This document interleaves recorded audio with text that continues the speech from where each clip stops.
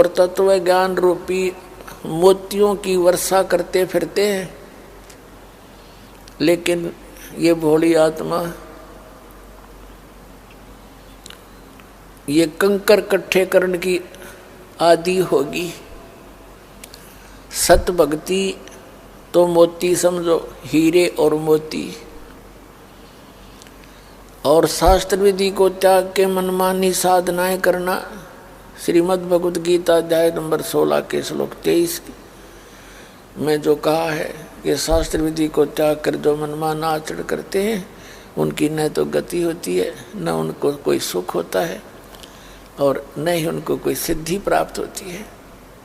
Useless, व्यर्थ। इससे तेरे लिए अर्जुन सदग्रंथ ही प्रमाण है।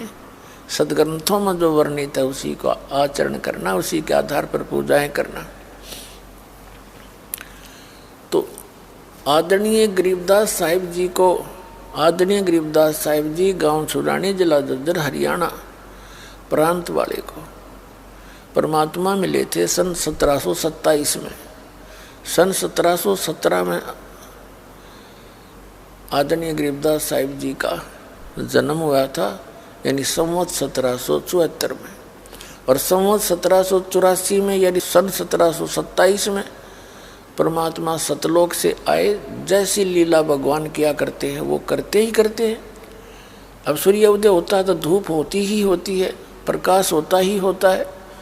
तो ऐसे वो परमात्मा अपने विधान अनुसार उन पुण्य आत्माओं को मिलते हैं। सतखंड लेकर गए गरीबदास साहिब को वो परम पूज्य कबीर परमेश्वर जी अपनी पूरी सतिथि से, सब ब्रह्मांडों से, सतलोक से, वहाँ क्या व्यवस्था है, वहाँ कैसा रहना सहना है, और तुम कहाँ रहते थे, अब आ कहाँ गए, यहाँ क्यों फंस गए, यहाँ से जाने का निकलने का तरीका कौन सा है, वो सब गुप्त भेद बता कर वापस छोड़ दिया उस प्यारी आत्मा को।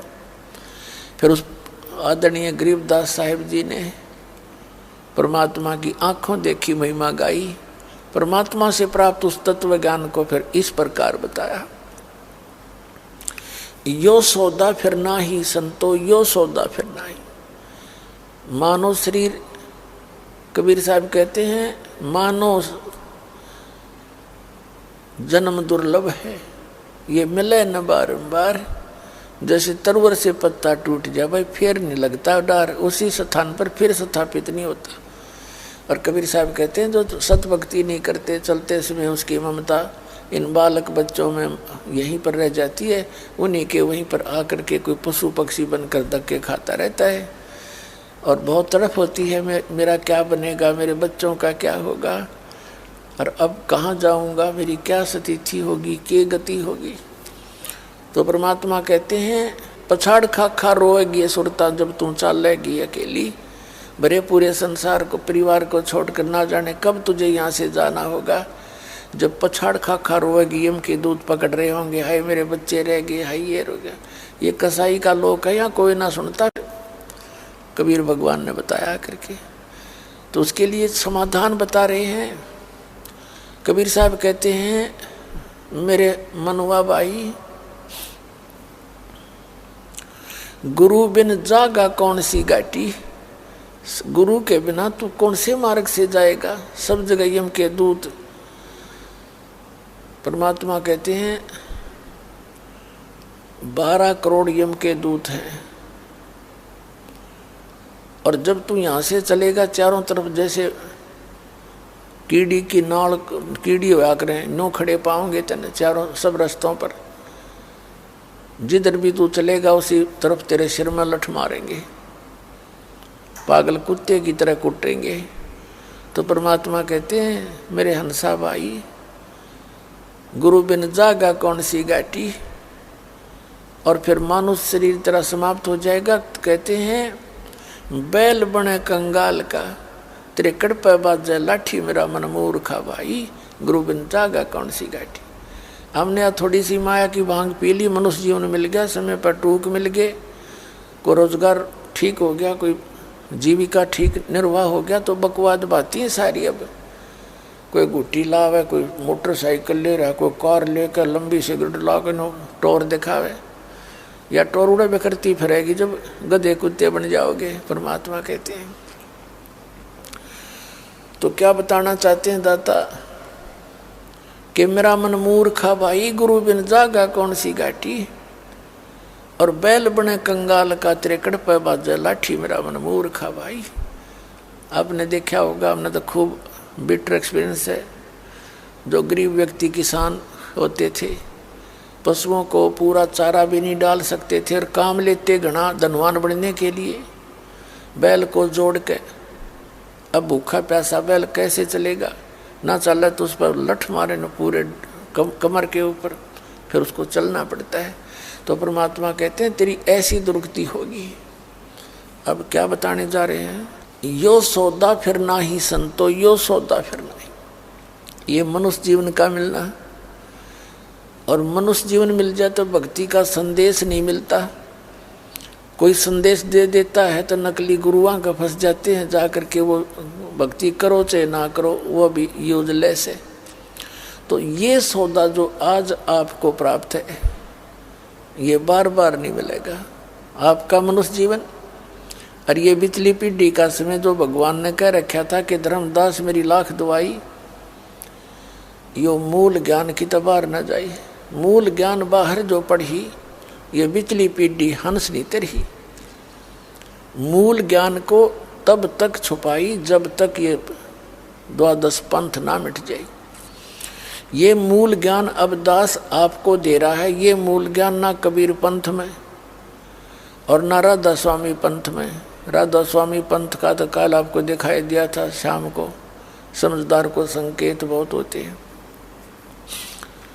और इन कबीर पंथियों का भी आपके सामने बहुत सा संदेशा दे दिया और भी देता रहूँगा समय आने पर। तो इनके पास कबीर साहब का ज्ञान नहीं, मूल ज्ञान नहीं। तो परमात्मा ने ये मूल ज्ञान छुपा के रखना था और सार शब्द भी छुपा के रखना था। धर्मदास मेरी लाख दुहाई, ये सार नाम की तबार न चाहिए। सार नाम बार जो पढ़ी, बिचली पीढ़ी हंस नी तरही। यानी सार नाम को भी छुपाना था और इस मूल ज्ञान को भी छुपाना था। अब ये सार्वजनिक किया दाता ने। अब क्या बता रहे हैं कि ये समय आपका, और मनुष्य जीवन होकर के सत भक्ति ना करके आप आन उपासनाएं करते हो जो शास्त्र विधि विरुद्ध है, तो आपका जीवन नष्ट हो जाता है।